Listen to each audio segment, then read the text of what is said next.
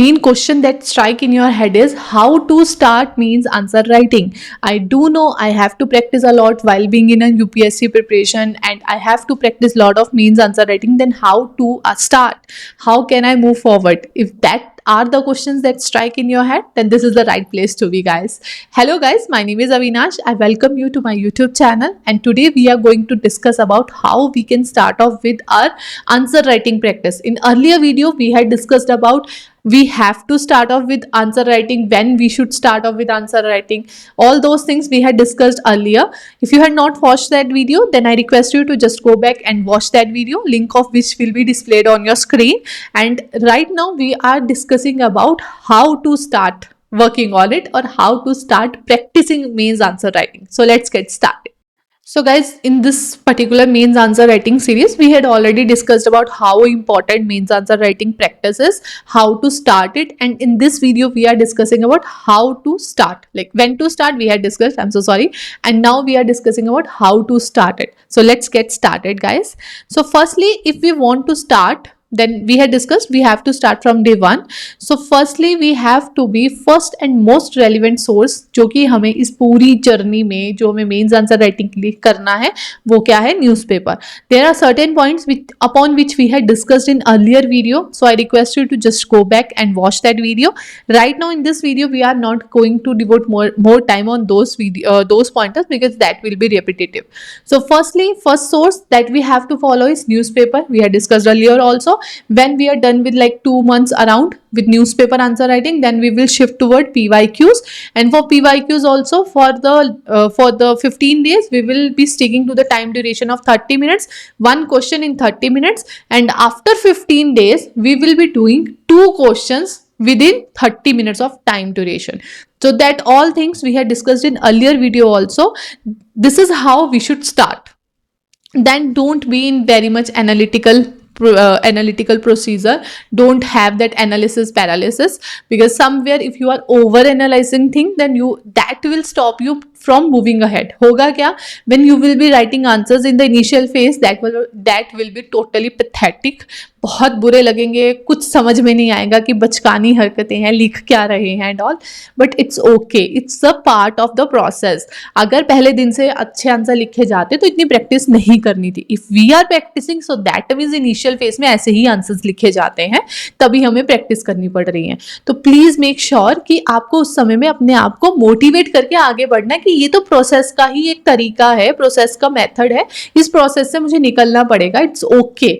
Otherwise what will happen if you don't have that mindset with you, right mindset with you, then eventually when you are preparing for mains answer writing, you are writing mains, and then what will you do? Answers तो अच्छे से लिखे ही जा रहे हैं, मुझे लगता है मुझे और पढ़ने की ज़रूरत है. So let me go back to my courses और my topics and let me finish that first, and फिर मैं आके आंसर राइटिंग करूँगा, क्योंकि फिर इस एग्जामिनेशन में कभी नहीं आती. इस एग्जामिनेशन में इतना कुछ करने का है कि जो भी आप बोलोगे बाद में करूँगा या फिर करूँगा, तो वो कभी भी नहीं होगा, वहीं पे आप लैग करते चले जाओगे.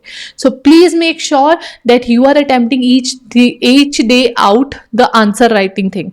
सो just write answer according to structure. अब वो स्ट्रक्चर क्या है, आने वाली वीडियोस में I will let it to be unveiled in front of you, because I want you to know कि स्ट्रक्चर कैसे फॉलो करना है, जो क्वेश्चन है उसमें कौन से कीवर्ड्स हैं जिन पे हमें फोकस करना है, वो सारी चीज़ें हम आने वाली वीडियोस में डिस्कस करेंगे. Then analyze your answers after a week. आज हमने आंसर लिखा, आज कल को ही या अभी थोड़ी देर में उसे एनालिसिस करने मत बैठना, क्योंकि आपका सेम माइंडसेट है. हमें चीज़ों में इवॉल्व होते हुए 5-6 दिन मिनिमम लगते हैं. तो जो आंसर आपने आज लिखा उसे छोड़ दो, उसे एनालाइज मत करो. थोड़ा बहुत देख सकते हो उसी समय के लिए, वो तो आपको लिखते लिखते भी समझ में आ रहा होगा कि आप कितना अच्छा लिख रहे हो. And then after 6 days go back to that, और फिर वहाँ जाके फिर एनालाइज करो कि मैंने जो लिखा था उसमें कितना मैंने क्या क्या लिखा था. बिकॉज तब तक आपने, सपोज कीजिए आपने मंडे को आंसर राइटिंग किया था, तो जब आप अगले संडे को, मतलब जब संडे आएगा नेक्स्ट, तब आप जब उसे एनालाइज कर रहे हो, तब तक आपने ऑलरेडी 5-6 बार आंसर राइटिंग कर ली है. तो इवेंचुअली आपकी आंसर राइटिंग स्किल्स इंप्रूव हो चुकी है. तो आप जब तब जाके 5-6 दिन के बाद जब उसे चेक करोगे, तो आपका थोड़ा लेवल ऑफ अंडरस्टैंडिंग इंक्रीज हो चुका है. तो आप एनालाइज कर पाओगे कि नहीं ये अच्छा नहीं है, इसमें ये चीज़ें मुझे और इंक्लूड करनी चाहिए.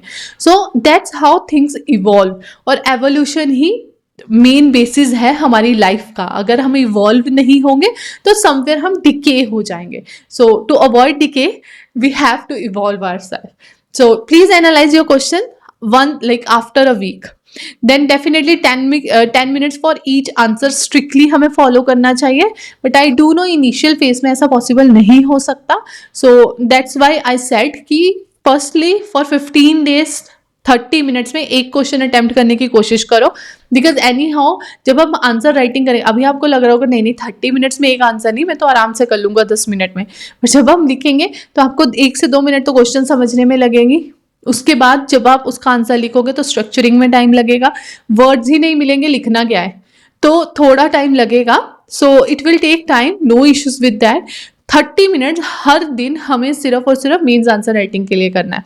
अब अगर आप ध्यान दो, अगर आपने मेंस जो हमारी एनालिसिस की पूरी प्लेलिस्ट थी अगर वो भी वॉच आउट की है, तो I had explained over there that how within 2 hours you can cover your newspaper, make notes of newspaper, along with that cover the monthly magazine of current affair with in 2 hours. तो 2 hours में आपने current affair वाला सारा portion cover किया और उसके साथ half an hour में आपने मेंस आंसर राइटिंग किया। सो दैट मीन्स 2.5 घंटे में आपने करंट अफेयर का सारा खत्म कर दिया है और आपने मेंस आंसर राइटिंग की प्रैक्टिस कर ली है। And let me tell you guys, this game is not about accumulating knowledge only, this game is whole about managing stuff, because somewhere suppose आप DM बनते हो तो उस केस में पूरी डिस्ट्रिक्ट को मैनेज करना है। अगर आपको टाइम मैनेजमेंट नहीं आएगा, चीजें हैंडलिंग नहीं आएगा, तो आप कैसे वो करने वाले हो। जो भी इस एग्जामिनेशन में इंक्लूड किया गया है वो सब सिर्फ और सिर्फ आपकी जॉब की रिक्वायरमेंट के हिसाब से किया गया है। सो मेक श्योर गाइस कि जो भी आप कर रहे हो उसको आप मैनेजेबल चीजों के तरीके से करोगे। अब जैसे मैंने आपको एक्सप्लेन किया 2 घंटे में if you are able to just complete your current affair and half an hour में आप कंप्लीट कर रहे हो अपना मेंस आंसर राइटिंग, 2.5 घंटे में आपका ये एक्स्ट्रा सारा काम हो गया। और उसके बाद आपके पास दिन में, अगर आप एक नॉर्मल इंडिविजुअल की बात करें, अगर आप वर्किंग प्रोफेशनल हो, आप 4 से 6 घंटे दे सकते हो। अगर आप फुल टाइम सिर्फ इसके लिए प्रिपरेशन कर रहे हो एग्जामिनेशन के लिए, then you can definitely devote 7 to 8 hours तो मिनिमम होता है, मतलब 8 to 10 के बीच में आप आवर्स अपने डिवोट कर सकते हो।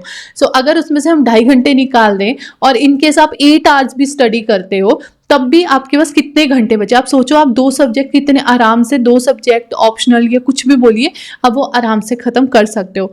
Because I'm again and again reiterating on same thing that this examination is all about managing, क्योंकि मैनेजमेंट आना बहुत ज़रूरी है।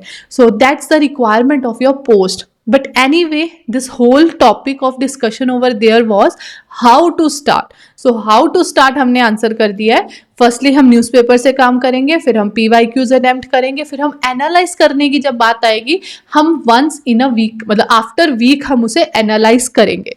सो we will try to make sure कि हम 30 मिनट ही मैक्सिमम दें पर डे आंसर राइटिंग के लिए। So that was it, that how we should start practicing means answer writing in UPSC examination. So guys, I had explained this well. If you have any doubt, just let me know guys, and let me know guys how many among you are committed to do that and you are going to make those things into implementation part, because implementation is more important than listening to thing. आपने बहुत सारी videos listen की होंगी, but it's not important that how many videos you had watched and listened.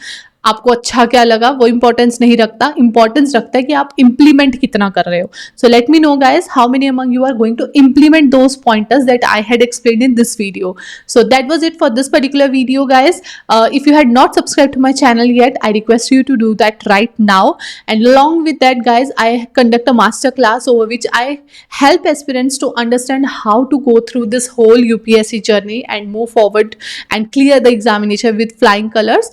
So if you also want to know more about it, just register yourself at the link given in description below. I will see you over there. So that was it for this video guys. I will see you all next day with next video. So till then, bye bye guys.